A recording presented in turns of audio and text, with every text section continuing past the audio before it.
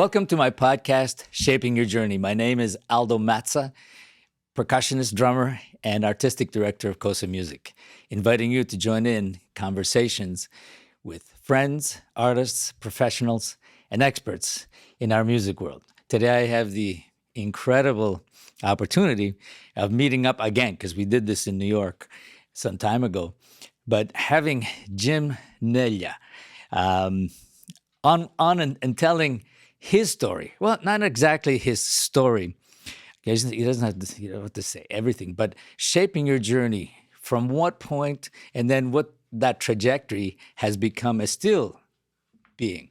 So, Jim, first of all, thank you so much for being on. It's great to be here. It's just great to be here.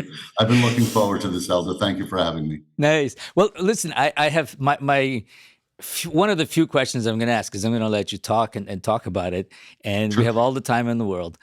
The first question really is, what was that first spark for you? What made it for you that put you on this trajectory, on this journey, before you started shaping it yourself? Yeah, sure. That's a great question. And the best way for me to answer it is that music has been part of our family for generations. And it wasn't even a thought about what am I going to do with my life? I remember being 5 years old, just under 5, and my father started all of us out on piano. We all started learning how to play the piano. I'm the last of 5. I'm the youngest of 5 siblings. And my oldest brother has 11 years on me. I grew up hearing music. I don't remember a period in my life where I didn't hear music. After a period of time, my father decided that we can't just play one instrument. That's just, the piano is the basic instrument for us to, get we'd start understanding about triads, about music, about intervals, about, all of this stuff. And he bought me a trombone. And I put the trombone in my hands because my older brother was playing the trumpet. And it was foreign. It was about as foreign as you could imagine to me. But shortly thereafter, he bought me a pad and a pair of drumsticks and a stand that the pad screwed onto. The old Oh, yes. I still wooden have ones, one of those. like with was like an eighth inch of rubber that was glued on. I'm talking 1971 or something like that. And I put those sticks in my hands and I said to him, this is it. This is what I want to do. And I knew from a very, very young age, maybe 8 or 9, I didn't know that I was going to, where it was going to take me, but I knew having sticks in my hand was kind of where I landed. Nice, nice. But so where was that? In New York? It was in New Jersey. I grew up my whole life in New Jersey, just outside of Manhattan. Growing up, my mother and father they met in New York, and they lived in New York because that was the cultural hub of the world. If you think about it, back in the 50s, that was where everybody was. And my mother was petrified about moving out of New York to be away from Broadway and from Lincoln Center, that her children wouldn't be exposed to all this greatness that was around us or available to us. So, but nonetheless, it was easier for a family of 7 at the time to, reestablish in New Jersey than stay in New York. But I went to every musical you could possibly imagine in my youth, including, and the one that sticks out the most was Jesus Christ Superstar with Ben Vereen playing Judas. And I was maybe, again, 9 or 10 years old. And I just remember it like it was yesterday. And I remember hearing, the drums in that band saying, now that is the gig. That's the gig I want. That's kind of where I landed. It all really came together very quickly after that, if I may. So. Right. So Broadway seems to be like that thing that drew you in the most at this point, right? Yeah, but and running concurrently with it, though, my father was really a smart guy on many levels, and he used to make me tape this show on Saturday mornings called Introduction to Music or something like this with Carl Haas.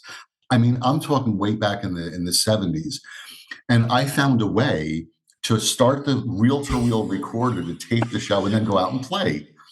So my father got wise to it. You know what he did, Aldo? He said, hey, Jim, this is really nice that you recorded these shows for me, but I want you to edit all the commercials. So I'd have to sit for the hour and listen to Carl Haas talk about Brahms and Beethoven and Mozart. But I'll fast forward a number of years ahead when I was I won my first job, so to speak, with the New York Youth Symphony, and we were playing the Brahms Academic Festival Overture and Brahms Second Symphony and so forth. And I put my headphones on to start learning the music, and I realized I learned it through Carl Haas years before, and it stuck with me. So I had this insane like drumming of Jesus Christ Superstar and Brahms and Beethoven to kind of cradle me, with a different style of an approach to music. It was really a great period in my life. Wow, that's nice. That's incredible. I mean, that's really fortunate to be bathing in it like day long. Because I mean, I grew up in the '60s, the same kind of thing. But of course, Ringo Starr, that famous night on Ed Sullivan's show. The next day, I mean, I was maybe 10. We were all musicians suddenly, Oh, yeah, right? Everybody was a musician on the planet. yep, In the schoolyard, absolutely. we're all singing the songs, and this was a day later. Yeah, yeah, yeah, yeah, So, yeah, and then consequently, then I slowly started going to all kinds of concerts, seeing people play. And I mean, we were immigrants. My parents didn't even speak English. yeah. And Same here. but they said education, and that's the thing is you can play music, but keep your eyes on the education, and you have to be careful of doing that. That's why we're here to make our world a better place. So but I would be involved. I would play all the time, every single thing that came to town. And I mean every single thing for a period until I left Ottawa, where I grew up, to move to Montreal and study at McGill. I saw every single concert that came to town. And I mean every Fantastic. single one. I used to save all my money, everything I made from the newspapers, from any gigs I started having, Yep. and I started becoming professional. And I was making money. I was doing pretty well as a teenager, but all my money went there. It makes perfect sense to me. I mean, exposure is it. Yeah. By the time I had gotten into college, I wasn't good enough yet to get into the conservatories, and I wasn't. My skills were good, but they weren't refined at that point in my life. I was 16, 17 years old, and I didn't start blooming in the percussion world. I mean, drum set was one thing, which was almost a natural. It was almost natural to me that the four limbs can act independently, and I didn't have to work really hard at it, but it was something that I worked on, obviously. But when my mom said to me, "What are you going to do for college?" I said, "I don't know. I'm not going to go to college." And she goes, "Okay, you can go get a job then." I said, "Okay, I'll go to college. I'm not getting a job." You know? And she said, "Well, I guess you can go to school and become like a jazz drummer or something." She said, "Or you could round yourself, out by learning the marimba and xylophone and timpani and so forth and so on." And it was my mother who was really behind. She was the catalyst for me ultimately that pushed me through. She really was. So I found a teacher here in New Jersey at the time who took me under his wing, and in 6 weeks I had some foundation to be able to go and take an audition at the school in New Jersey, which was William Patterson at the Oh time, yeah, yeah, yeah. and Ray DeRoche was there. And Ray DeRoche was a monster and is a monster in our field, and he just took me under his wing and just and really whipped me into shape, so to speak. And 2 years later, I auditioned for Mannes in Manhattan and Juilliard, and all three schools accepted me, but Mannes had money for me, which I was desperate for. We had no money at all. So Mannes turned out to be my calling, and but the 2 years that I spent in New Jersey were it was almost like being shot out of a gun, like that was so strong. It just pushed me so hard. And William Patterson had a lot of events where they would invite guest lecturers and so forth. And I'll tell you one show that blew me away, and I think you'll understand this for sure. The curtain is down, and you just hear like single strokes at rapid fire, just like faster than I could play double strokes, just about. The curtain comes up, and the drummer is drinking a glass of milk and playing these single strokes. It was Billy Cobham. No, It was Billy Billy Cobham, Cobham. of And my course. whole world changed from that day on. So that's that. Wow, he wasn't drinking espresso at the time. It was No, milk, no. I right? mean, it was really impressive for a Nice. 17-year-old kid to see something like that it opened up another door of possibilities, and another avenue opened up, and all of a sudden you're like, oh man, there's places I haven't even thought about visiting, and now I need to go visit them. So musically, the musical journey, yeah. Yeah, no, it's incredible having those. It's like the lights turn on every time something like that happens. I mean, I Yeah, remember watching. I was a rock drummer, and let me ask you the question before sure. I just had this thought, because some of the guys I've had on the show, and we've had this conversation, and I'm a big proponent. Of course, you have to read, you have to learn to, if you're going to be a professional, all of that, Sure. absolutely. But where did you start? Which way did you learn reading first, and then listening to the records and figure it out, or was it completely by ear first? What Like a in my great case, question. yeah. So in my case, when you're really thinking about it, we don't think about this much, but I think it's important to, like, is it the cart before the horse, and which one is the horse? Okay, so it's not evident which one. Not everybody agrees which one is the horse. Okay. Well, I think it's the cart and the horse, to be honest with you, and let me share why I think that. I've thought about this before. It's funny that you bring it up because it was in my mind.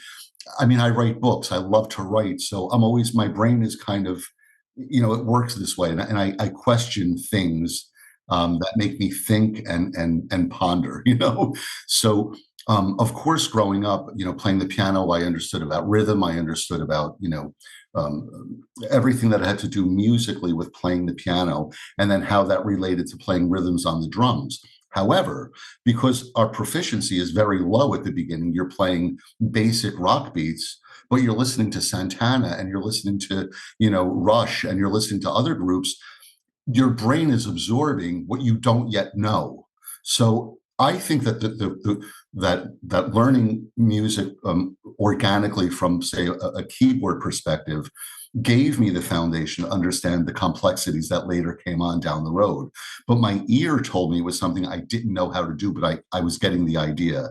The first time you hear a drum fill with 30 seconds into 16ths back to 30 seconds, the official Neil Peart, drill in whichever album that was. My gosh, in that was in 2112. The first time I heard 2112. That's the right. Yeah, first time yeah, I heard yeah. 2112, my head exploded off my shoulders.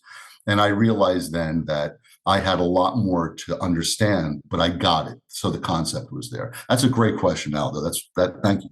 And you explain it well, because it's a serious one. Because I mean, I came from the tradition. Well, all of a sudden, I just started playing because it just drew me in, and I couldn't think of anything else. It was just fun to do. It became natural more and more. And I got together with friends on Friday nights. We'd play, and it was Sure. our party. And then those same people then went on to be a very successful band, which I joined. And when they got hits, then I left. I mean, that was because of other influences that I suddenly realized I had to learn to read. I had to learn all of this. Otherwise, I would just be a spoke in the wheel, and it just was not right for me. But Yeah. just before you say that, I think this is something to think about. Not that I'm an authority, but I've also often thought about this. I am so happy that I listened and a lot to everything. I mean, I was a rock drummer, but I was listening to Gary Burton. I discovered Gary Burton. Then with Chick Corea. Then I discovered Billy Cobham. I discovered Weather Report. Everybody who came to town, I went to see. And so my influences, like you said, and very well, you hear things that you don't really understand, but your mind has to eventually get there. Yeah, It's and like, you can relate to them. You don't know. I didn't know how I was relating, but I knew I was hearing something going. I know I can do that. I just have to figure out what the hell he's doing. Just pull it all together, and that's basically. I mean, I thank goodness that I was already reading and reading pretty well. And I'll tell you something is getting into Manus when I ultimately went there, and this isn't to put down Juilliard and Manhattan, which are incredible institutions, but Manus at the time, Walter Rosenberger was still teaching there before he retired from the New York Philharmonic. And we knew that Chris Lamb was coming in to replace Walter. And I okay. was already by then going to be a junior, and I knew that I was going to benefit from studying with Chris. And you want to talk about a guy who could put you through the wall and make you and snap you into shape. He did, but running on either side of that at Manus from freshman year, we had to learn all 7 clefs. So I played in a marimba quartet where I was the violist because I could read alto clef, I could read tenor clef, etc. And it just, those things we might not realize how important they are, but they really open up different avenues, at least for me. And I'm grateful for my college days. They were some of the greatest years of my life. Oh, sure. And especially when you have great teachers and great people. In my, all of us have that kind of story when we look back. You had this foundation, but then you suddenly realize, oh, I got to understand this if I want to do this for real and for a living. Yeah. And continue doing it professionally. So Yeah. then when I was accepted at McGill, and my teacher in Ottawa, who was the timpanist at the National Arts Center, I came in and I was so green it wasn't even funny. I So understand. but I ate it up. So I would go to everything, every camp that moved. I'd come back and I would ask him, "What is this? What is this?" And then one day he gave me this record. It was the black record by Tony Williams, Lifetime. Yes. Okay. And I had never heard anything like this. So he gave it to me and he just smiled and he says, "Yeah, have a listen to this and let me know what you think in next lesson." So I came back and I said, "Wow, those are incredible overdubs and all those things that he did." He looked at me, he says, "No, that's one hand. Yeah. That's Tony Williams." And I was in shock. So I listened to it again with another mindset. And so, I mean, here's a guy who's the classical timpanist, a great timpanist, by the way, showing me like music has no barriers. Just listen right. to this and then do Beethoven and then do Varese, Yeah, and sure, all of sure. that. Which opened, and then it was he who said, you can't stay here. You got to go to McGill and study with Pierre Beluse. And Pierre Beluse was like the Boulez of Canada. He was a jazz drummer. He still plays the jazz clubs. He was timpanist, not timpanist. He was a percussionist in the Montreal Symphony, and he was the modern percussionist in Canada. Like he was a genius. And when he said the name, I said, I'm not ready for that. But I'll start preparing. And I, of course, I was doing that. And in my mind, 2-3 years, I'll be ready for that because I really want to do this. And all of a sudden, a couple of months later, I receive a letter from McGill that I was accepted the next year at McGill.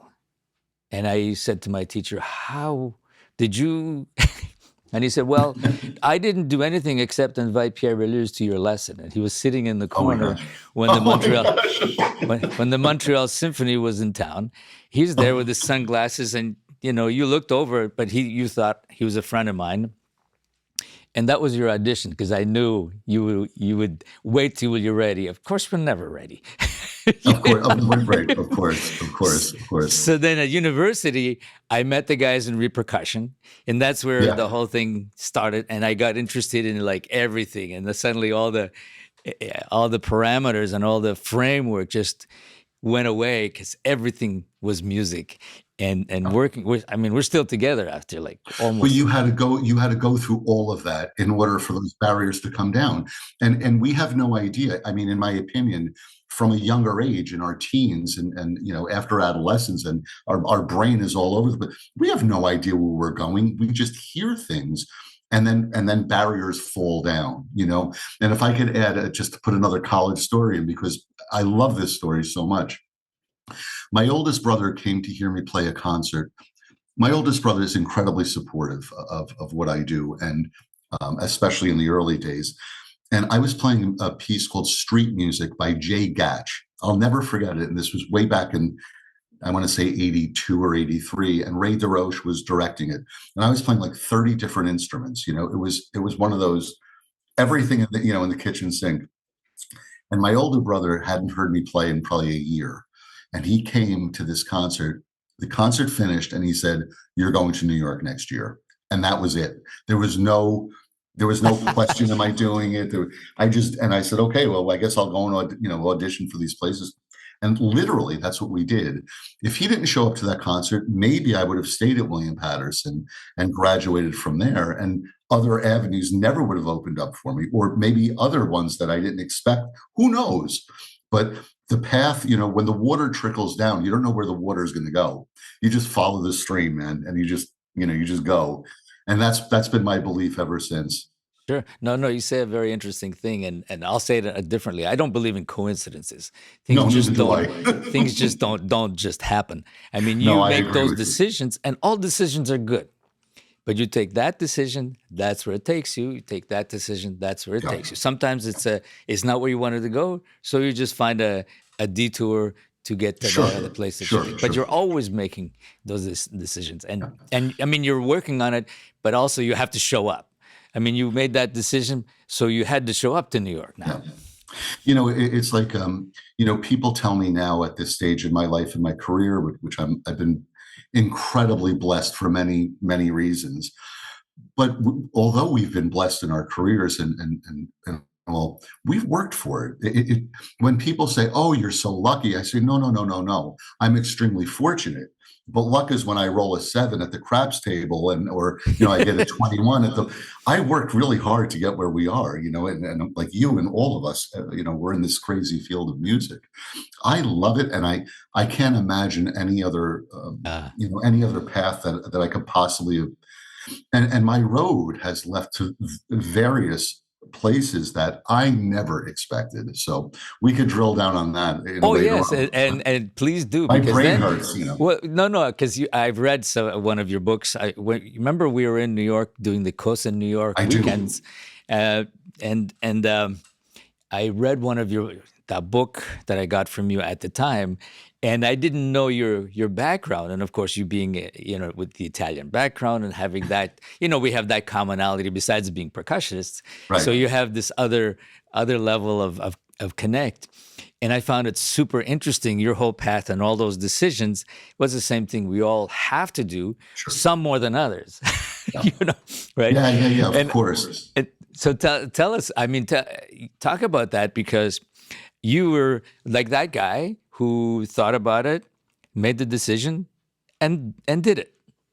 That's Do it. you know the biggest thing? The biggest thing I could add to this conversation that I think makes me a little bit more unique from, and I don't mean that arrogantly at all. I mean, just the way I see it is that made me different from some of my colleagues when I was in college. Was I remember clearly having conversations, over a lunch or over dinner or over a beer or something like that, where they'd say, "Oh, I'm also looking at this financial thing, or I'm also looking at this business thing, or whatever, in case music doesn't work."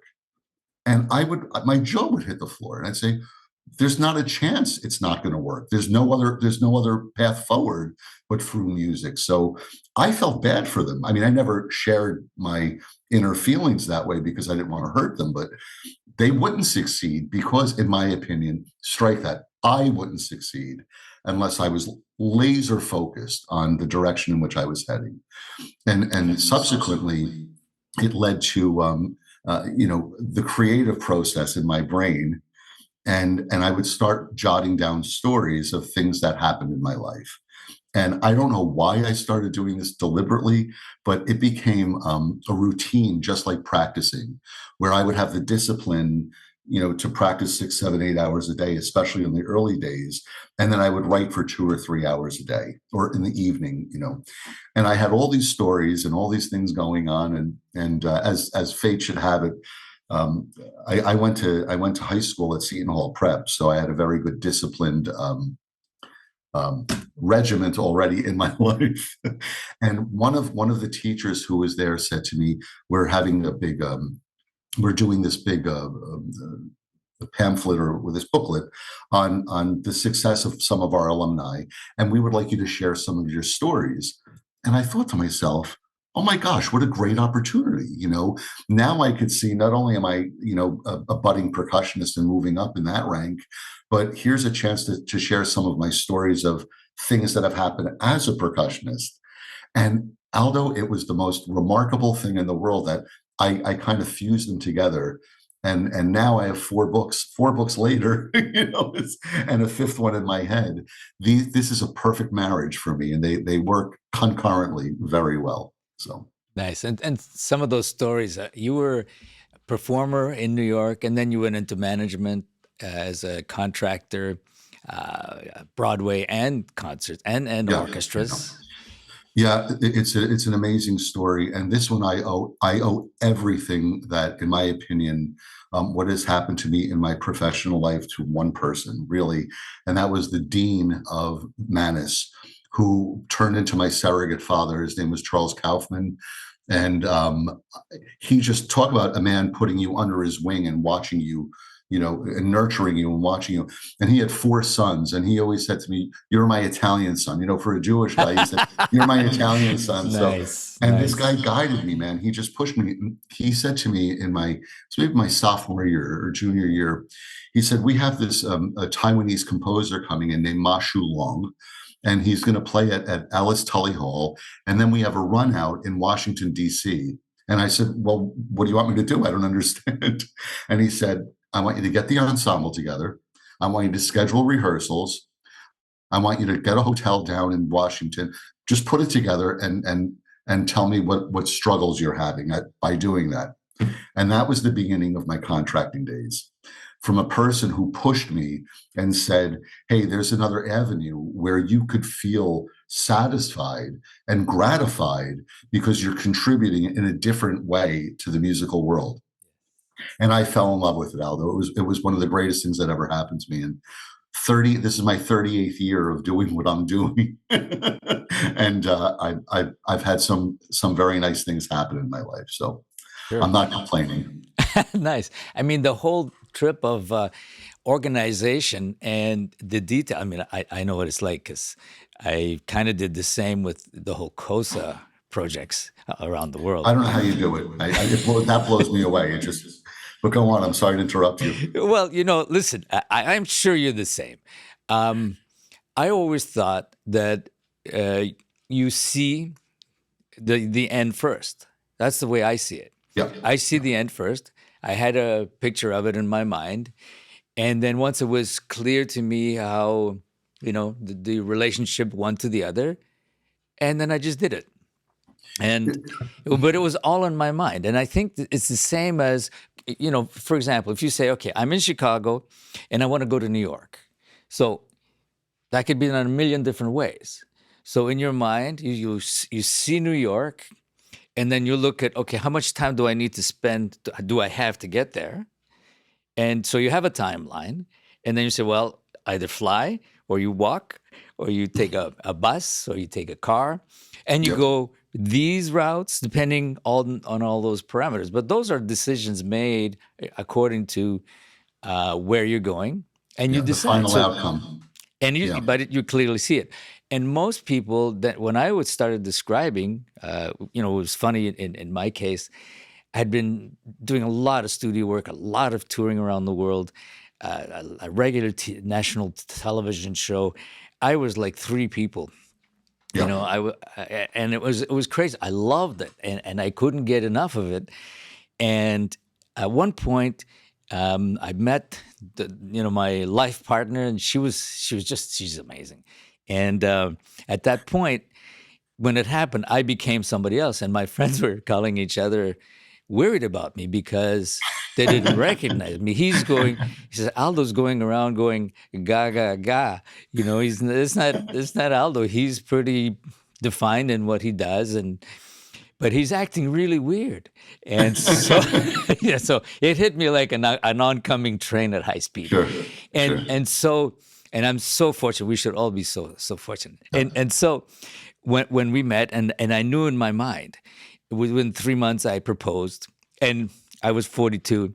Everybody had given up on me.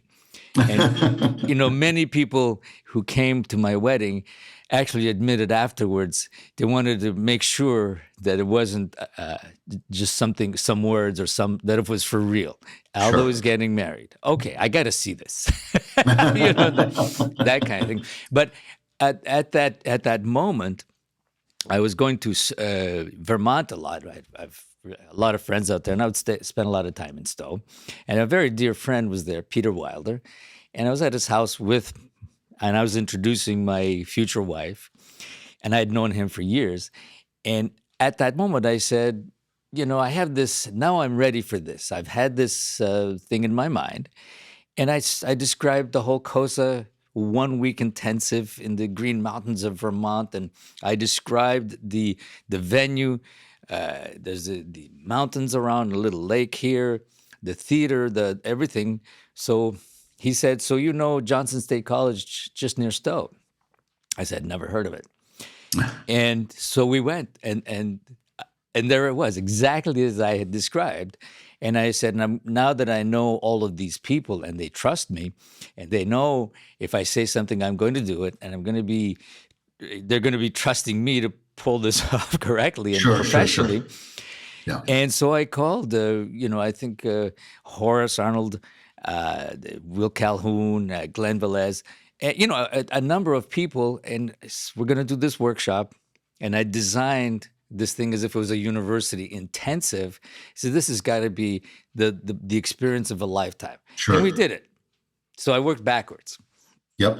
Yep. Like very much like what you do, and you do it all the time now, right? I'm gonna give you a thread that I'll see if you're gonna relate to what I'm gonna say, but I already know the answer, I think. So I definitely see the end game. That's like the first thing, and I have to build backwards.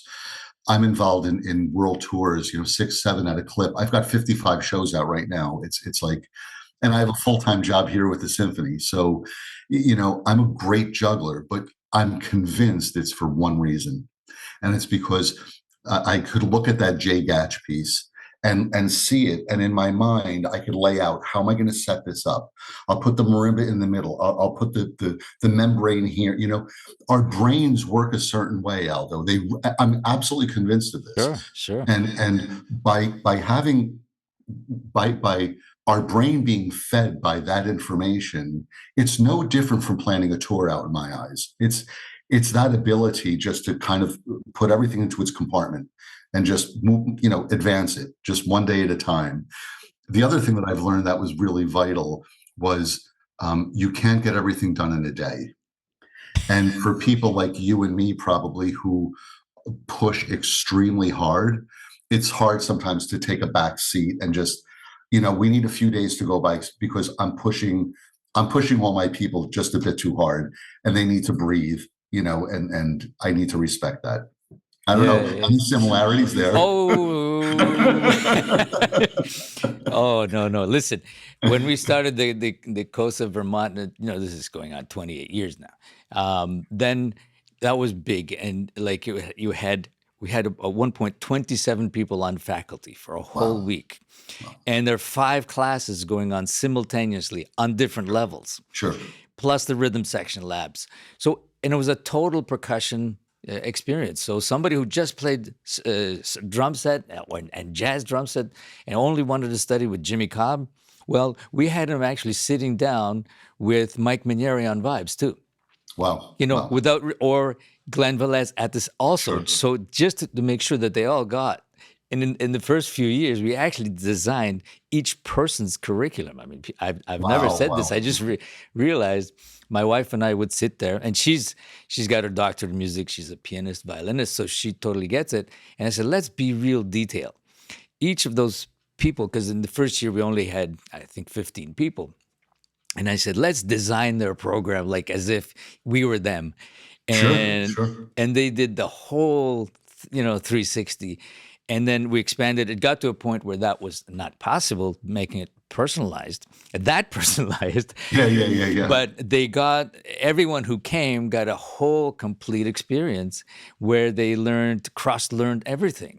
Sure, and because I never believed on those borders anyway. But it's even the exposure, I mean, if you're sitting here a jazz drummer, Minieri's playing and Glenn is sitting there, I mean, I would have a heart attack right there. So it's impossible not to let that influence you if you're just a drummer, a drummer. No, and it makes all the difference. And then and then we did that program. Then we started one in Cuba that has continued, and and then we got involved with 9 Beats China for many, many years, doing our COSA China workshops over there. And then in Europe, and then in Canada, then the Academy.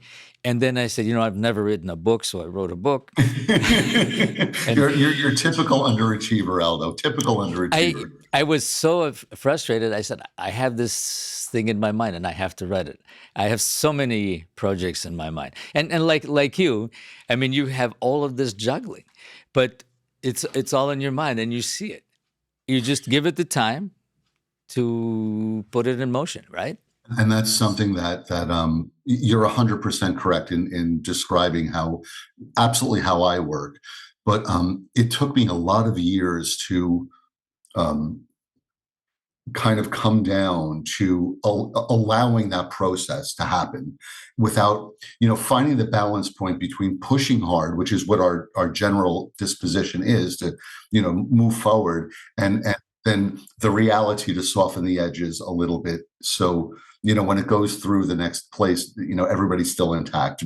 You haven't like run over anybody unduly. Oh, yes. So, Oh, yes, it's for really sure. hard, especially when I'm dealing with superiors and people, the people who are hiring me to do these events, my clients, they're my bosses, but they're looking to me to make their products better, or Of course, of course. where can we save, or how can we do this?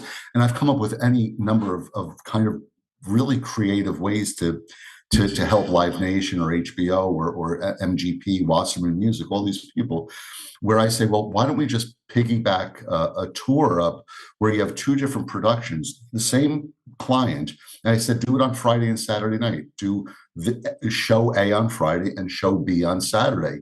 This way you have the venue, you load in once, the same orchestra plays, all the percussion's there, you're saving thousands of dollars. Sure.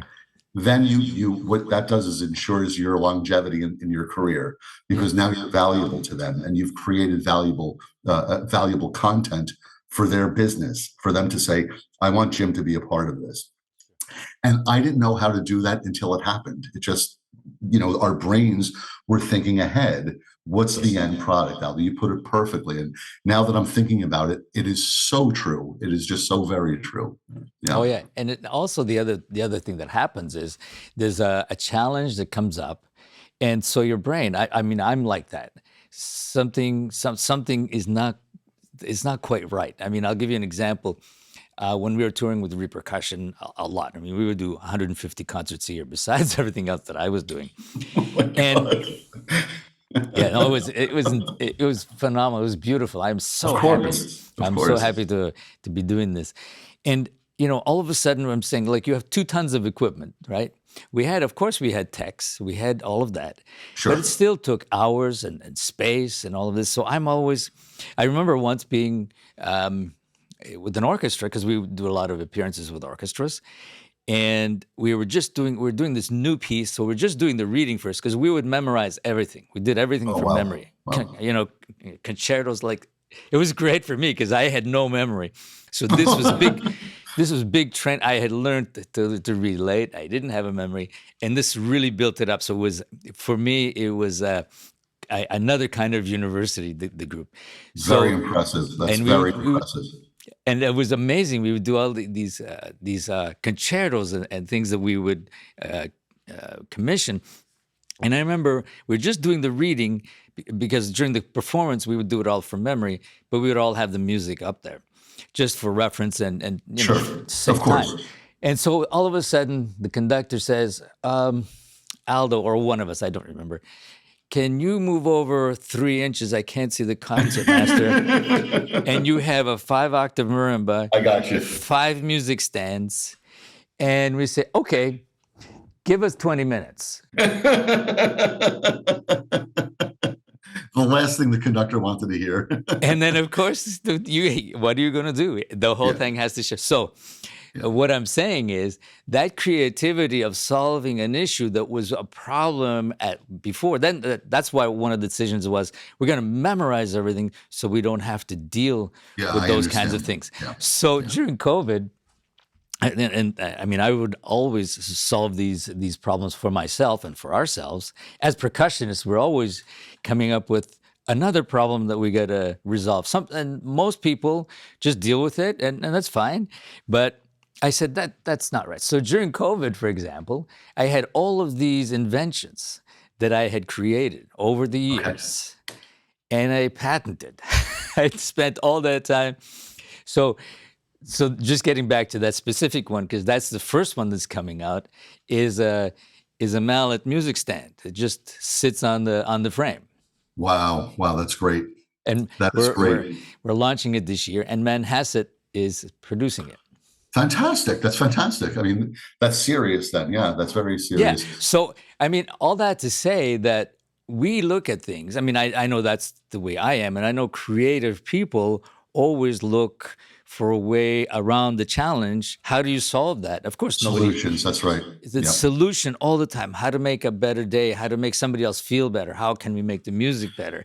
How can we get there better rested, better music? And that's an issue. So let's what can we do that so your mind is always Yeah, and what you're describing, Aldo, for folks like us and other people who've got what I say is an unnatural amount of energy. It's not, we are not. I don't consider us the norms, although I don't say that we're that different from many, but we do. I have at times really struggled to unwind and just to kind of, you know, pull the plug out and just say I'm not doing X, Y, and Z today. And I work all day with the symphony down here. I'm in Florida now, and I love interacting and I enjoy my position, but it's a full-time job, and I manage 90 people a day, and it's a lot to deal with. And then I come home from work and I begin work on my tours and I begin work on my other projects and writing projects, etc. And at times I really have to force myself to say, I need 2 hours, or I need a night where I'm not going to turn the computer on, or I'm just going to sit in front of the TV or YouTube, or I don't know, something, or watch videos, and just, it's a really challenging time for me when I have to restrict myself from being Jim. But I think it's also vital that we do it, because it'll help us have another day where we have the energy that we need to do what we need to do. And burnout is a real issue for us, or it can be. And I'm very self-aware of me, of what my needs are specifically. And that's only come in my last decade, to be honest with you, where I really start controlling that a lot better. I have a birthday coming up with a 0 at the end of it, so I'm being a little bit more aware of what's going on. yes, 40 is a difficult one. Oh, I would be thrilled to be 40 again. I would be thrilled even to be 50 again. As time goes on, you're more aware of that, and I'm glad you're taking care of it because, Yeah, and you mentioned that actually because it is a really important issue because we forget. I mean, when you're 20, you can regenerate much more quickly, yeah, but as you get older, it's not that you get slower. It's just the physical aspect does yeah, not of course. generate as fast. Your mind is still the same. This is the problem when your mind is working 10 times faster than your physical self, and it's not because we don't take care of ourselves or anything like that. It's just that the body tends to slow down a bit, as we get older, as the years stack up. I don't ever see, people often ask me, oh, this is the decade in which you'll retire. And I said, I doubt that. I said, when I retire, they're going to have to put me 6 feet under, because I don't, maybe I'll slow down somewhere a little. I can't even think of that possibility at this stage in my life. It's just way too soon Oh to yeah, toy around with that stuff. It's just, I have and so much. I need to live 100 lives sometimes, and I get angry that this is the only one I might remember, and I need many more to deal with. So, oh yes, no, for sure. And every time my contract comes up for renewal, I change the numbers and I sign again, and I'm up to 300 by now. But that's but not so no, bad. yeah, I'm on a permanent contract. No, I'm just kidding, but and being facetious. But what's important is knowing what you can do, because at a certain point we love what we do, and that's what fuels us, right? Yeah, You love what you do. You're good at it because you love what you do, and then you see the result for other people, and you see the result for yourself, what it does for you and the people around you. right. And is there We anything better than that? No, we take great pride in what we do, and I have made a decision, and we can steer the ship for a second.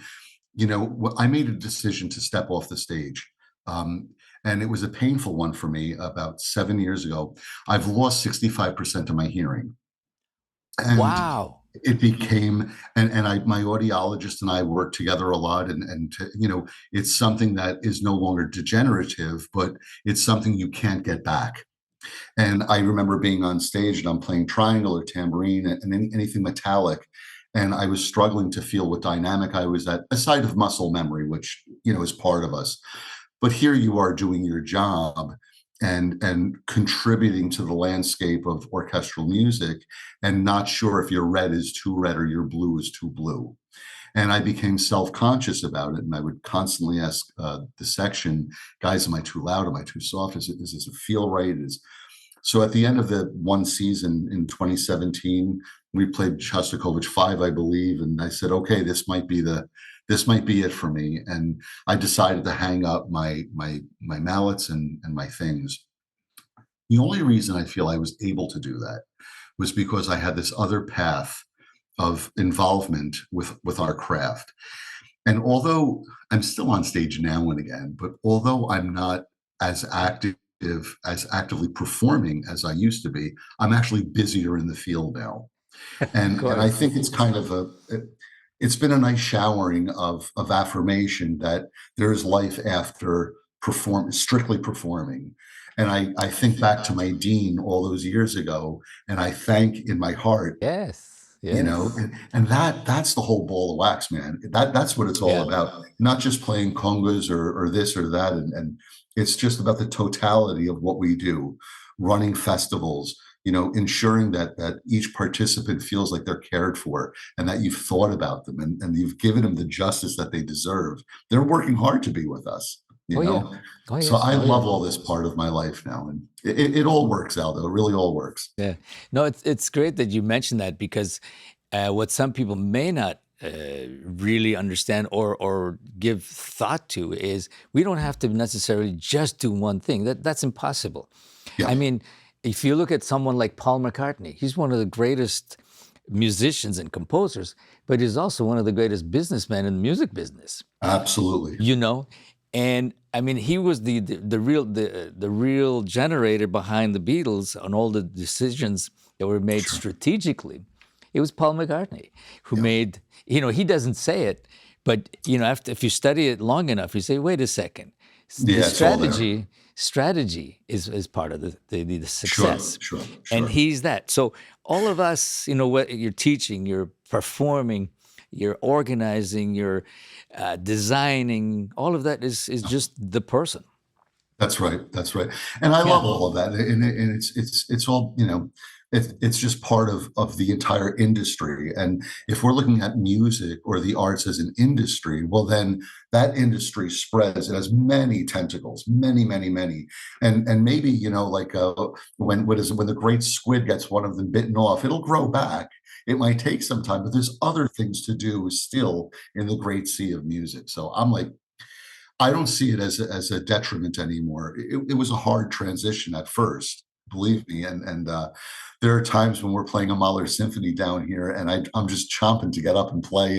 I just want to play a pair of 22-inch cymbals again, or, play a snare drum again and do my thing. But it's all fine.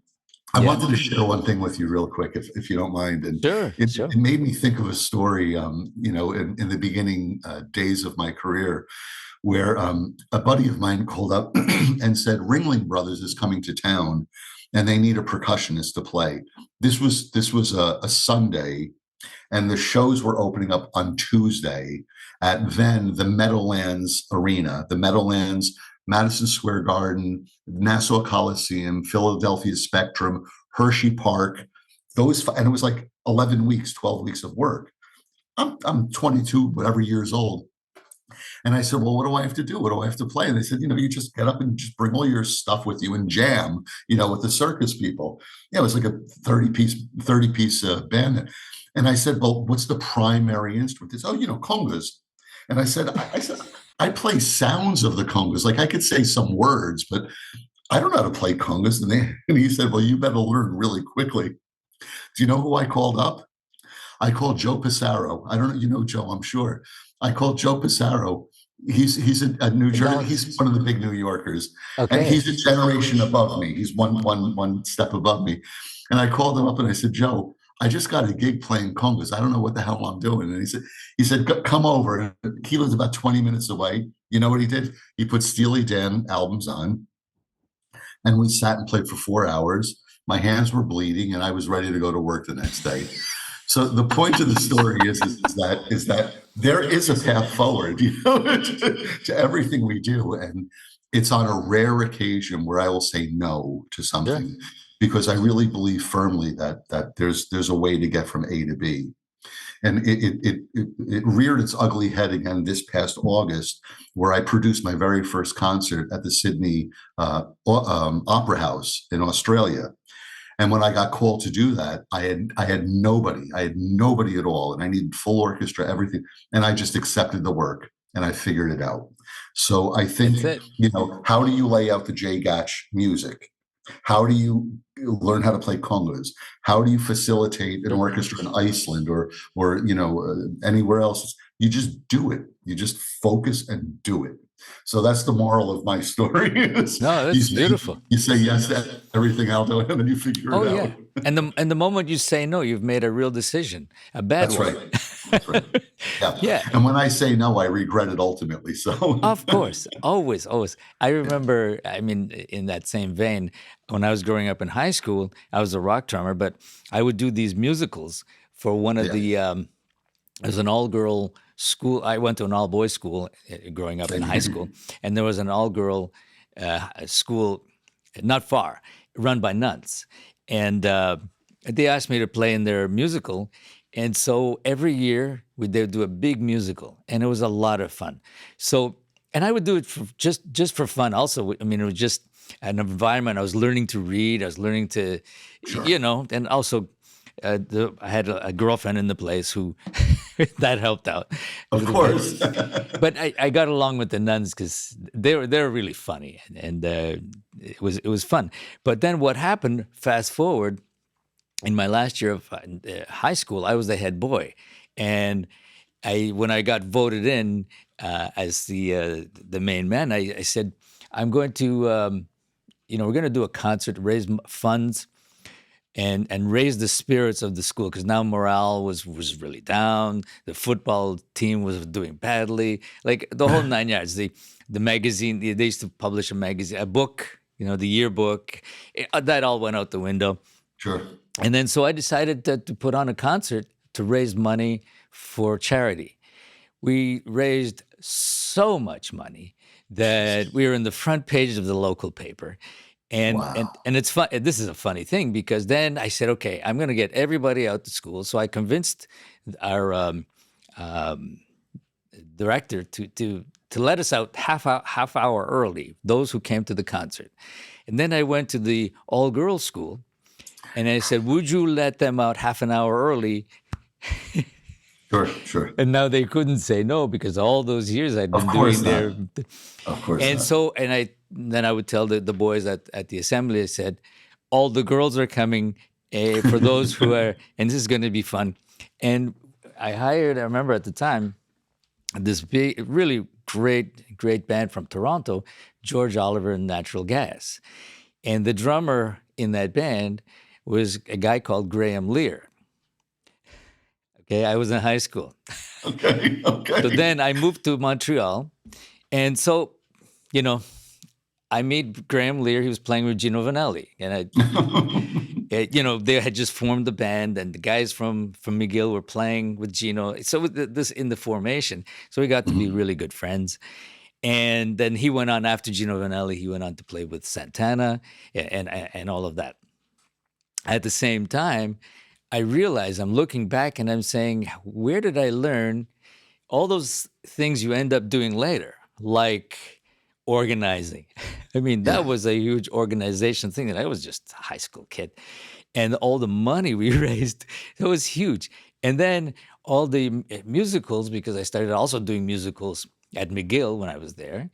And then I started getting calls to do these huge musicals. Once, I mean, I got called to do a Broadway production that was touring Canada. You know, it was the Yeah. Fiddler on the Roof with Fivish Finkel and all those guys. Sure. And Anton Coppola was the conductor. Oh, I've worked with him many times. Yeah. and that, you know, you have these experiences. And I said yes, because my percussion teacher came in and says, like, here, we got a call. I can't do it. What are you doing this summer? And I didn't even, he left. I didn't even answer. And so we went out to Vancouver. There's a 2-month tour. And I look at the music. And of course, this percussion thing that you said it, and what happens is the mapping out. How do you make this work? So you get used to, you look at the music, how do I map this out to make it work? So I would do that, but there was the drum set and the percussion, the timps, the bells, the xylophone and all of that stuff there.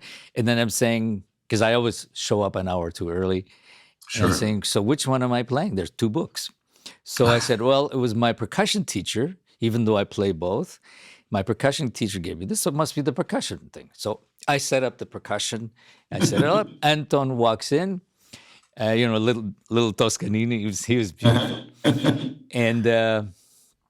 And I said to him, hello, Mr.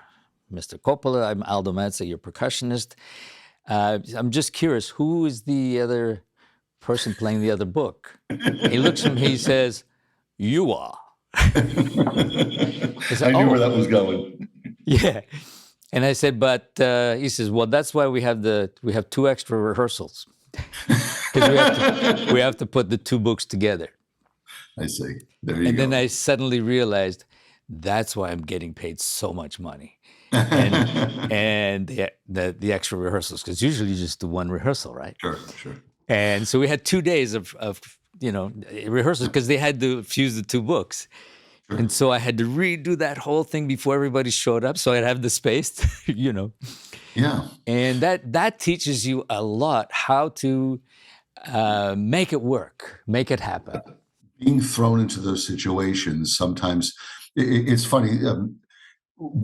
If everything is easy that we do, we learn nothing. It's when we struggle with things that all the knowledge is gained at that time. And I say to our younger conductors who are here, and they said, oh my gosh, I had a horrible rehearsal today. I could have done this. I could have done that. I said, great. It was a great rehearsal then. If that's your realization, if that's the takeaway, bravo. That's it. I mean, everything goes perfectly. Okay, what good is that? I mean, in the bigger picture. Of course. For younger folks. And you got to set this, the part up, because you were thrown into a situation that gave you no other alternative. There's no way out. And you can't tell Coppola no. We remained good friends for a long time after that. He was amazing. But I mean, I'm sure you've had, I mean, because you're always expanding what you're doing. I'm following you with where you are and what you're doing. And you said earlier on in this conversation, I don't know how you do that. And I asked myself, I thought he was in New York. And he's in Jacksonville and doing that. Now what? So I said, how does he do that? And Brazil is this week. Brazil is Sao Paulo. We have 2 shows in Sao Paulo. It's just, I farm myself out a lot. And in the industry, this is really a tricky aspect of what we do, or what I do specifically when it comes to music coordinating, is that because I'm only one person and I can't be everywhere, although I'd like to be, I have to find gyms in every city that I work in. And whether it's in the United States or Europe or beyond, I have to find people that I can trust. I mean, really trust with my work, so to speak. And that can be challenging at times. And I got great people in Montreal now, and I've got great people in Quebec and so forth. But, it took a lot of years of discovery work, and then a few projects together where you can, see how you work together and how to make things progress in a natural way. And there have been a few times where I said, this isn't working with it's very rare that happens, but it's happened to me here more in the States than anywhere else. But, again, we just say yes to things, we tackle them. And I wake up in the morning. Sometimes I'm not quite sure where I'm going, but I figure it out by the end of the day. But you've got to go through the same thing. I mean, Oh your yes, it's schedule's worse than mine. well the art of figuring it out. And it's funny because we bought a place in Calabria because I really wanted to go back more often, Sure. not only for the food. And so that's great. So then I'm there, and I said to my wife, she said, "Oh, you're going to be doing more gardening or something." And I looked, and gardening. Of course, I planted some, lemon trees and some fig trees, and Potatoes. of course, and the tomato, of course, you gotta have the, they say you can take the boy out of the village, but you can't take the village out of the boy. And so, of course, but I can't sit on my hands. So long and behold, she reads this email. I said, Costa Calabria? What are you thinking? So I've been working on Costa Calabria. Yeah, well, let me know because that might be one I need to attend. That's my homeland, and it's funny that we're of 100% Sicilian descent. Both my Ah, parents, both nice. my parents were born in Sicily. I'm first generation here in the United States, and this desire for my dual citizenship has become really strong over the past few years. And I have a team of lawyers in Tuscany now, that I'm working with, and I think I'm probably about 70, 75% along in the Beautiful, beautiful. process, but it is just a lot of work and cost and so forth. And again, talking about having patience as a performer, I've learned how to be patient with waiting for the Italian government and the United States government to work together. Yeah, a mamma mia for sure. Well, you know why But Italians have. I'm very, very excited about it. And it's not that my wife and I want to leave the United States. It's far from Ah, that. But it's more to feel maybe our or my I want to be with my heritage in a different way. And whenever I'm in Europe, and almost no matter where I am, and it's the day before we have to leave, I go into a terrible funk. And I feel like I'm being ripped away from where I belong. And I know that might sound pretentious, but I'm just so comfortable being in Europe. sure. It's just Oh, yeah. it's just become another extension of us. That's all. I mean, there are two things the way I see that is one, being a musician and people like, and I know you're like this. I'm very much like that. The borders you don't recognize because we speak a language, we have an art form that's really universal. We could be in Japan, we could be in Korea, we could be in South America, anywhere on the planet, and it's the same language, and we all understand that. So there are no confines, there are collaborations, and we always work on this, making it work, and we're Yeah. always working on the solution. Always, there's no such thing as not making it work. It doesn't exist in our mindset, just pure and simple, Oh, right? and we've just come full circle. We just came full circle with there are no barriers, in what we do as performers and educators or collaborators. That is the glory of what we do in the bigger picture, And for that, I feel truly blessed that look where we are. Just it's amazing. So Yeah. I have nothing, and I'm sure you have nothing really to complain about. Oh Maybe no. we have desires of things that maybe could have gone a different way, but then again, I have zero regrets, and I mean that like really firmly and deeply in my heart. I can't think of many regrets that have come my way.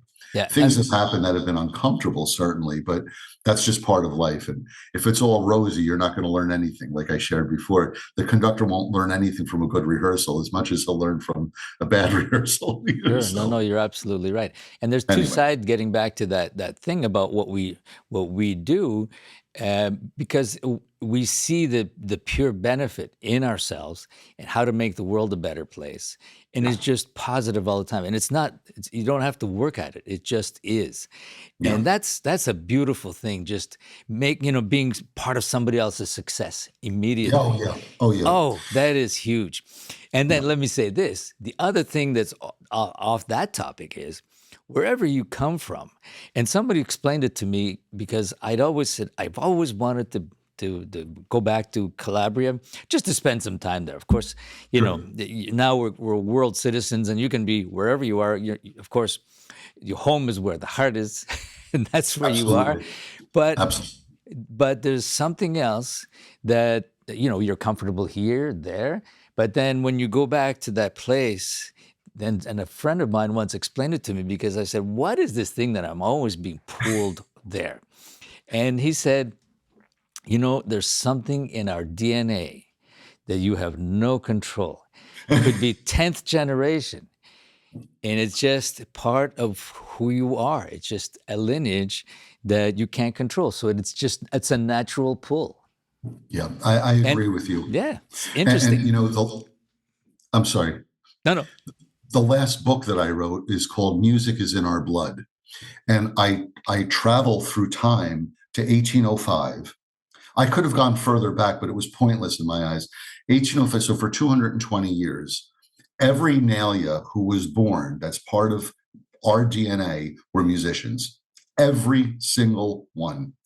And I was fortunate enough to hook up with a distant relative, though, in Catania, Maurizio, and he had already built out the family tree to people I never knew existed. It's such a long story, but it made me really feel rooted. Like now I understand why I feel the way I feel. And when There it you're is. leaving Italy, of course we can leave Italy. We can do whatever we need to do. But now I understand why when I leave, I feel this angst. And then when I'm returning, I feel great. It's just it all. Oh, I'm so sorry. No problem. But it's the same thing as having sticks in your hands. It's like even though you might be not be on the stage, but just having those sticks, it's it's now after all those years and all that training and all that time you've put into it, it has become part of your DNA, and it's going to be part of it, no Yeah, matter what. and you can't. It's unavoidable, actually. And the more years we have under our belt, the more it solidifies, and it's like breathing in and out. I don't know any other way of life, nor do I think I want to know any other way of life at this stage. It's Yeah. just. But helping others actually, either as a contractor, offering people work, teaching them, educating, facilitating. This is the legacy that I hope when my days are over that they say, hey, that Jim guy was a little bit nuts, but he really helped out a lot. He was really, productive in this aspect, and for that I feel great pride. And there was one you spoke about Canada. I worked for Tommy Tellerico, from Video Games Live. Tommy's a great guy, just a sensational guy. Another fellow Italian, I might add. And he works with a guy named Chad Gore. And Chad does a lot of his road production for him. And I met them in New Jersey, I mean, years and years ago, but time had passed. And Chad said to me, we were at the NJ in New Jersey at the time, and he said, we got this big Canadian tour coming up, and I think Tommy's really in a bad place with the contractor. So I said, have Tommy reach out to me. And within a day, I had the whole thing worked out and taken care of. At the end of that, it went from Vancouver all the way to Nova Scotia, all all the provinces. When the tour was over, I got a letter from the American Federation in Canada thanking me for putting so many musicians to work. I mean, it was one of being recognized by the union, by the people that not that we're beholden to, but that we have a collaboration with. We want to help out, and the only work that I'll do is if it's 100% legitimate. I don't cut corners. If the client can't afford it, I just say I could recommend somebody to you, but I'm not putting my name on that. I've made a decision years ago. And I'll tell you something, Aldo. I've had success as a result of that. I'm convinced that follow the straight and narrow and do right by everybody. And then the recognition, not that it's so necessary, but we could all use affirmation in our lives. Oh, of course. And it's important for you to Anyway, know that you're doing the right thing and feel good yeah, about it, yeah. And even at your all own these expense. musicians, right? Yeah, yeah. And the musician's just writing a personal note. Like, I mean, maybe sometimes yeah, it's a video game. Who cares? There's no real meaning. That's not true because that place sells out, and thousands of people are enjoying the product that is being delivered. Whether it's a Shostakovich symphony or a video game, it's all the same to me. It's all part of the musical family. So, Yeah, and the experience, and just making sure that people are okay. yeah, And I always say this, it's like my father. I mean, I grew up with this. My father would always say, far piacere. So what yeah, does that mean? And you have to explain it, because yeah, it's make sure that give pleasure to, that's the direct translation, but it's really making sure that person feels good about what they did. Whether absolutely, you're invited absolutely. to a party or a wedding, and you're invited, and you say, I don't feel like going, or going to a concert, a launch, you were invited. That means that person, it's important to them that you are there for That's right. whatever reason. That's And right. and that's an obligation to make them far Yeah. piacere. You And know, no, it, it, let me just finish this, because hey, I'm sorry. it goes further. Because then, if you make sure that first, that if everybody is okay, then you're okay, rather than if I'm okay, then everybody's okay. No, it doesn't work like that. No, it Everybody doesn't. has to be okay, then you'll be okay. So it's really important uh, to be an element of somebody else's success. Any Absolutely. opportunity, yeah, I know. And this is the only reason. Now you've actually dug down pretty deep, and I appreciate that because that's the only reason I've ever given up a contractor that I worked with who didn't share that same vision. It wasn't about how much money can you make on a Friday night. It was about, please serve those musicians as if they're your family. That's Sure, serve my musicians. sure, Period. I'm paying for that, but you're me. You're me, sure, sure. and I know how I deal with my players. And because we've come from the stage, this is what we Yes, do. We have a exactly. different understanding.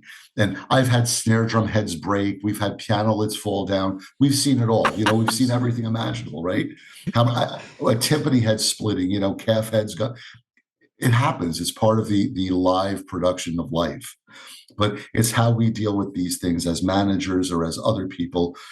Imagine that the poor snare drummer is having a heart attack, missing his part because the instrument popped, and an old school contractor might want to crucify them for it.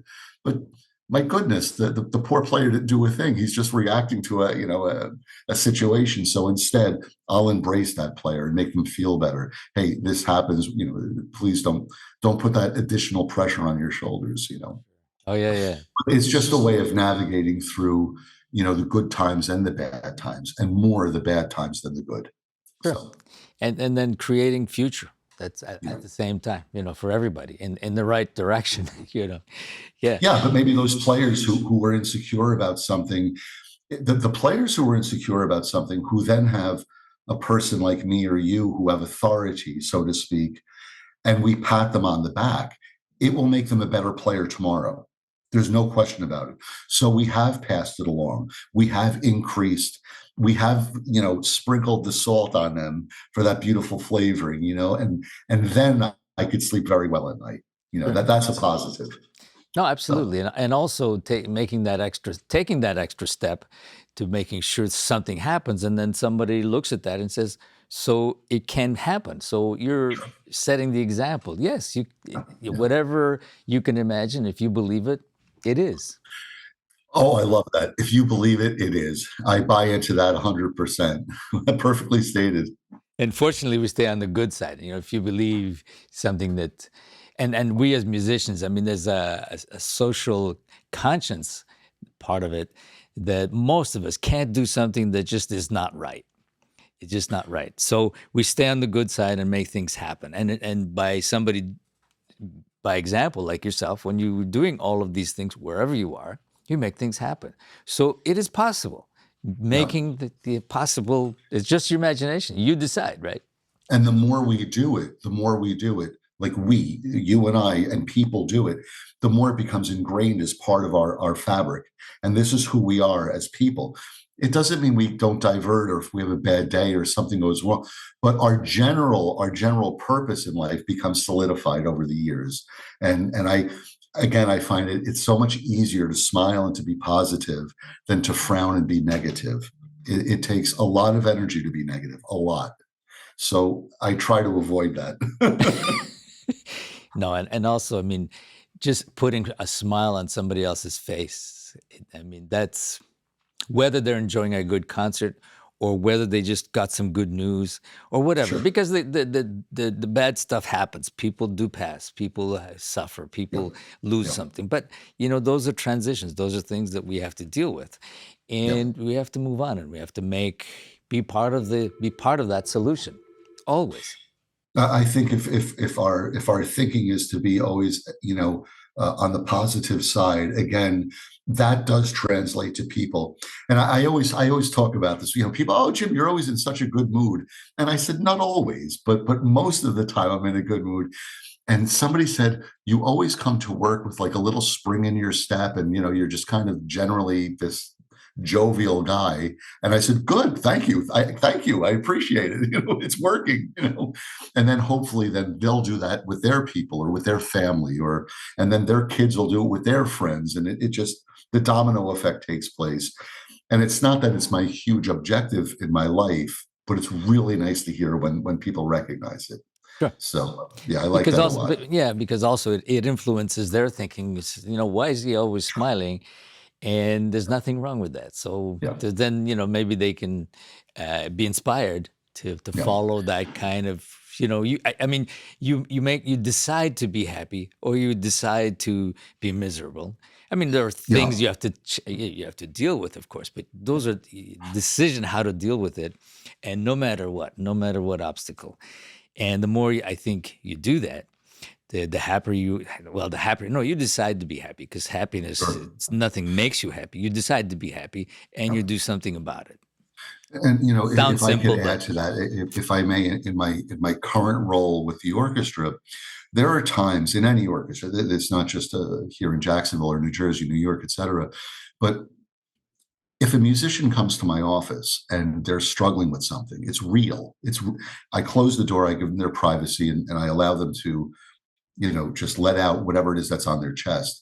And sometimes the issue that they have, to me, is, I don't want to say nonsensical, but it's a non-issue. But for them, it's the world, and that means it's real. And yeah, then it's up to us to steer them and to guide them or caress them into, an understanding that, hey man, you're no different from anybody else. What you're feeling is real. Maybe, why don't we take tomorrow off, have a mental health day and come back to work on Thursday, and I bet you'll see everything through a different lens. And it could be just by that. 30 years ago, my reaction may have been very different than it is now. And those are the ways we grow as individuals. And I've learned from all those people coming to my office with their problems, and I have empathy for them, and even sympathy at times. But I also want to find a path forward for them to start to erase whatever that negativity is. And that's a challenging position. It's a big it's an HR job. And my only experience as HR is doing my job for 38 years. I have no degree. yeah. But from the But anyway, I experience, enjoy that part. yeah, no, and it's great to be able to do that and to have the opportunity, and you take the opportunity. That's the nice thing, And these such things are in good hands. I always look at around and I say, oh, well, this thing is in good hands. So you know what that means. That person is going to be a motivator. Is going to take that and be the vessel to take that thing somewhere else, and usually the right place, or to the right place where it will go somewhere, or someone else will take it to the Sure. right place. Sure, sure, Yeah. sure, sure. Yeah, I agree. And when you're working, especially, on a lot of these projects, I'm sure that you're doing and I'm doing, there are a lot of people involved, Oh and yes. everybody has to kind of pull their weight. And when you're the focal point where everybody's coming to give their information, and maybe there's 10 people and 8 of them have given the information, and the other 2 are dragging their heels, I'm still respectful to the 2 because I know there's something hanging them up that I'm unaware of. They're not just doing it to be mean. It's not happening like that. So I try to drill down a little bit. Say, hey, do you need another, 24 hours, or what do you think your timeline is for this? Instead of pounding them, I need this now. If you need it now, you're going to get a bad product ultimately. So it's better to have some patience again and allow your people their time to do their thing. But that's about being organized and working well in advance as well. And sometimes I don't have that opportunity where I get a call. I'll give you a great story if I may, really a quick one. And a friend of mine up here in New York called me up and said, Jim, I got the Ed Sheeran shows, and we're opening up in somewhere Clearwater, Florida, on Thursday. On Thursday, can you take care of it for me? And you know what I said? Of course. I said, of course I can take care of it. And it's just things like that where I know that he didn't wait to call me, but something, there was something going on the other end that was the cutoff. That's it. And I get used to that after. If I have 24 hours, I could do almost anything. Yeah. And one of the secrets, I believe, to that kind of capacity is that all your life you have worked to build a network of people that you trust and trust you. And it's Yeah. so nice to have, it's like family, right?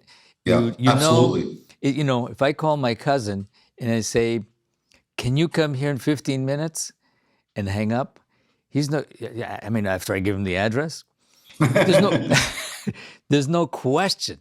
The person, whatever it is, they're there because Yeah. you asked. And it's Yeah. important, so having people that understand that you cover each other's back, or you can depend on in some form. Sure. And Sure. and you are always, you always do your best and be there for them, and they're there for you. And building that kind of network, I think, is super important. But you can only build that kind of network if you develop first the right mindset and understand that. So that somebody asks you, and sometimes people will ask me the craziest things, and I'll do it just because I know what it means, Sure. and vice versa, or a simple thing like,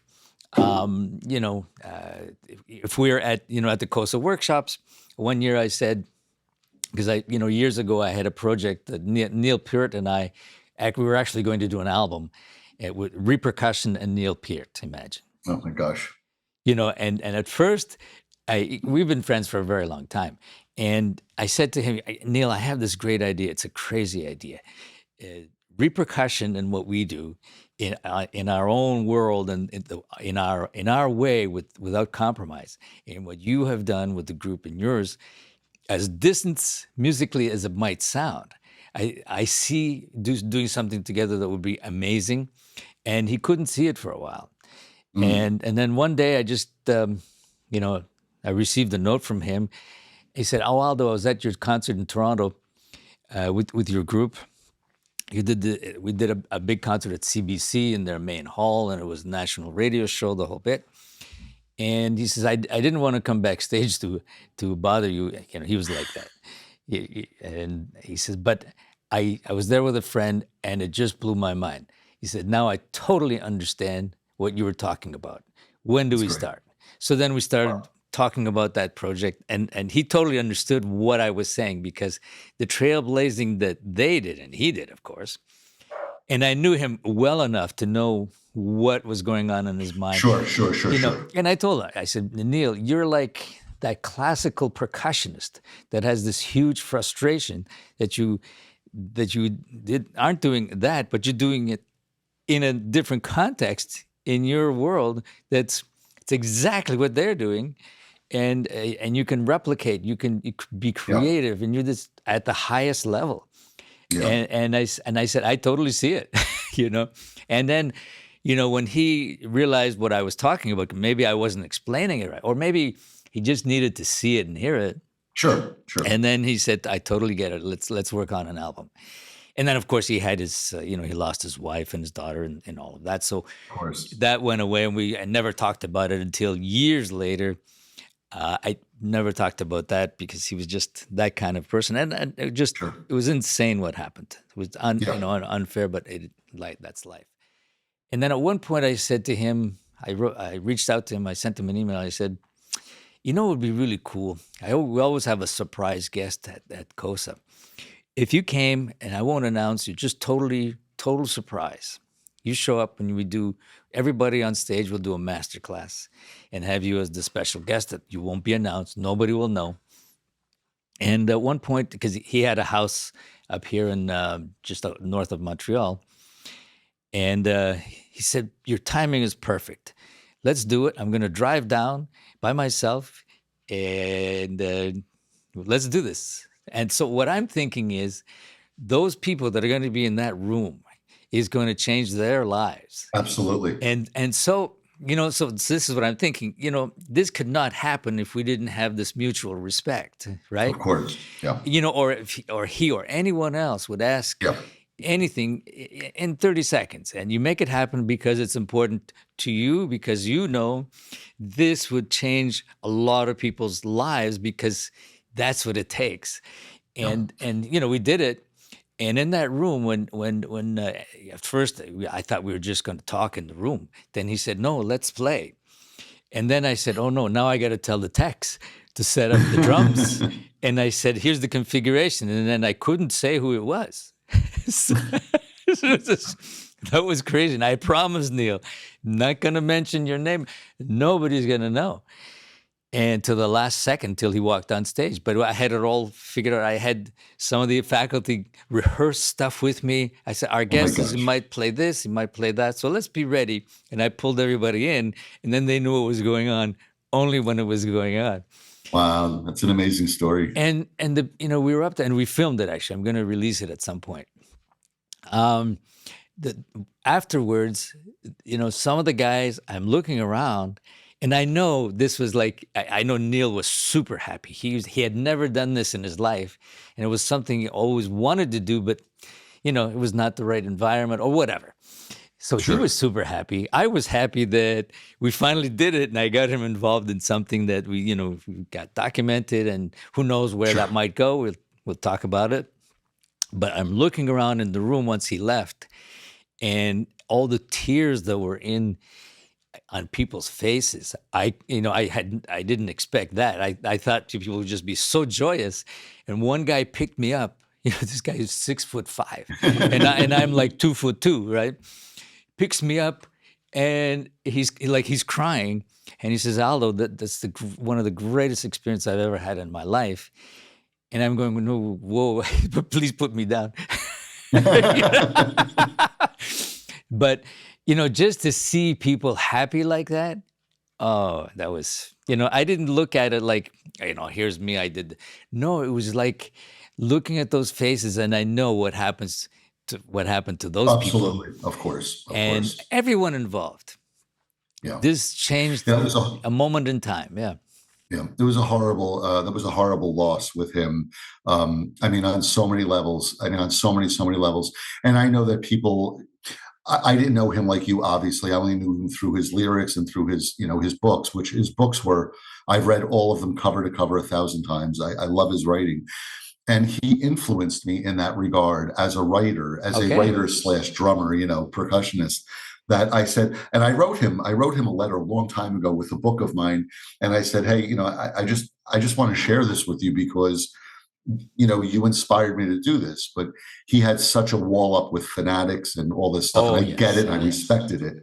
But it's a shame. I always felt like that this story is very nice for me to hear, because that's the Neil I want to believe is Neil. That's who Neil is. Oh, he was and I'm unbelievable. Sure he gave of himself, and for him to say yes on a project like that, that's pretty darn impressive. So, yeah, and that ripple effect will last those individuals who are in that room for their life, their entire lifetime. Oh, absolutely. And I know it. Some of them, you know, reach out to me occasionally and tell me where that kind of thing took them. And it's so nice to see. And you know, and then, you know, with Neil, he said, well, let's do this again. And I said, okay, how about Cuba? He said, have you ever been to Cuba? He said, I've never been to Cuba. I said, Neil, you gotta. So let you, the ultimate student, let's pretend you are the student in our classes over there, learning. So we'll film you with that as the student, and then you can give a master class and be with the Cuban drummers and percussionists, because I mean they know who you are. Of They're course. they're totally aware, and you'll be in a situation where nobody is going to be clamoring, because that doesn't happen there, Sure. and they'll be Sure. totally respectful, and they'll totally get it, and you will have so much fun with just the mindset, the way music and culture is in that particular country, that Sure. that goes along with everything that you stand for and you are, and so actually I went to he invited me to Toronto when they were recording their final album. So I was there and we were talking about that project and how to, how to do that, when, the timing, and all of that stuff. And then he called me and he said, we can't do it this spring because uh, we're doing some mixing and some, all of some post production, and then we're going to tour. So let's talk about next year, Hmm. which never happened. But Yeah, of course, of course. but I remember just hearing the news, and it was just, oh, you think of a person who's been very quiet in the industry as a spokesperson, but a monster as a player and as an author and as a lyricist. And I often wondered if I had that kind of talent with my this kind of personality.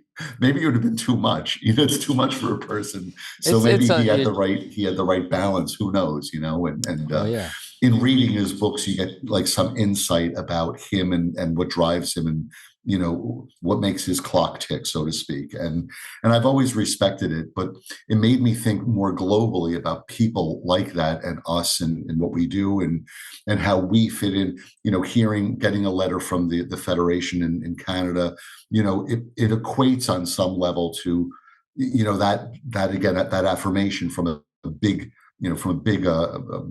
industry up there. And then Neil, doing it's just all together, and sure, that's what pushes us forward, I think, as a society, sure. and as musicians, et cetera, educators.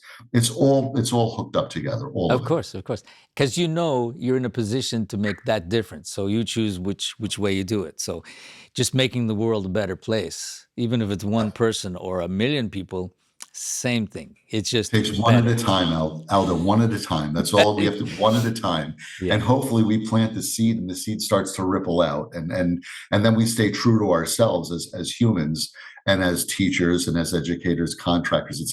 That's all secondary. It's all Sure. secondary, No, that keeps us going, but that's our vehicle to allow us every day to get up, enjoy, look forward to it, while we're making that difference, while we do what we Yeah. do and we love to do, Yeah.